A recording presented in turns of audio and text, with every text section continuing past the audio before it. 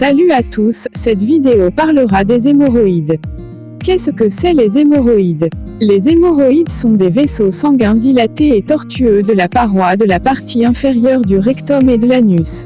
Le gonflement des vaisseaux est causé par une augmentation de la pression. Des grosseurs se forment à l'intérieur ou à l'extérieur de l'anus, pouvant provoquer une douleur ou un saignement.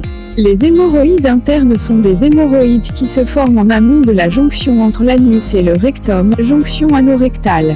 Les hémorroïdes qui se forment sous la jonction anorectale sont appelés hémorroïdes externes. Les hémorroïdes internes et externes peuvent rester dans l'anus ou saillir.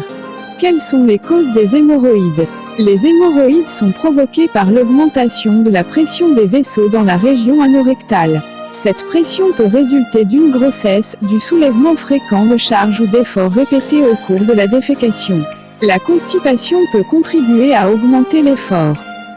Quels sont ces symptômes? Les hémorroïdes externes forment une grosseur sur l'anus.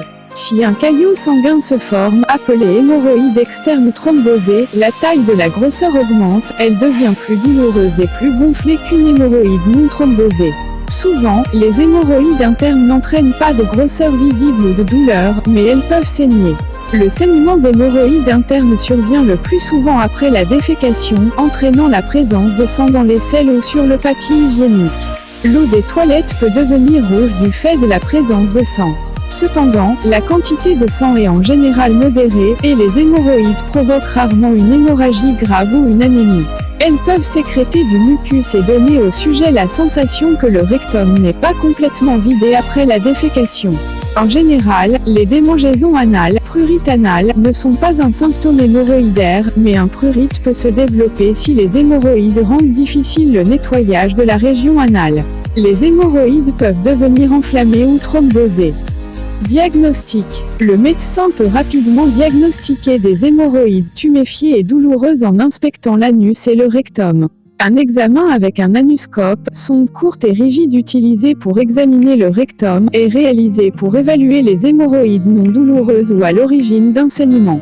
La présence de saignement du rectum peut nécessiter une sigmoïdoscopie ou une coloscopie, voire endoscopie, afin d'écarter une maladie plus grave comme une tumeur.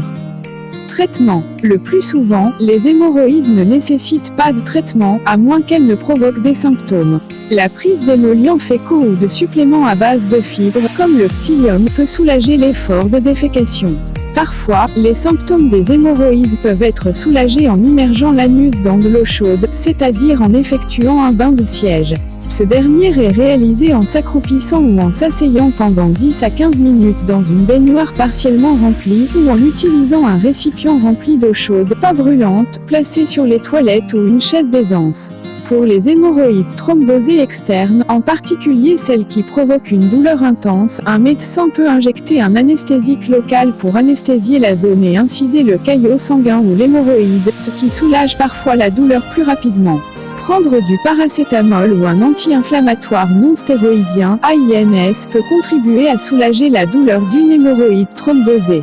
Les pommades anesthésiques locales ou les compresses d'amamélis peuvent également aider. La douleur et la tuméfaction diminuent en général assez rapidement, et les thrombus disparaissent en 4 à 6 semaines. Pour les hémorroïdes internes hémorragiques, le médecin peut injecter une substance qui provoque une cicatrisation du tissu et détruit les hémorroïdes. Cette procédure est appelée sclérothérapie par injection.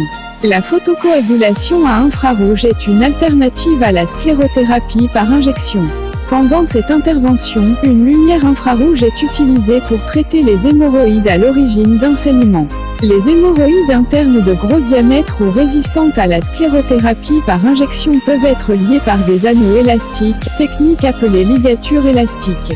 L'élastique entraîne la réduction et la disparition progressive et indolore de l'hémorroïde. Les hémorroïdes sont traités à intervalles de 2 semaines environ. L'intervention d'exérèse des hémorroïdes peut être effectuée si les autres traitements n'ont pas fonctionné. Cependant, la chirurgie pour les hémorroïdes, appelée hémorroïdectomie, peut entraîner des douleurs intenses, ainsi qu'une rétention urinaire et une constipation. Une autre technique, appelée hémorroïdopexie circulaire par agrafage, consiste à utiliser une agrafeuse chirurgicale circulaire.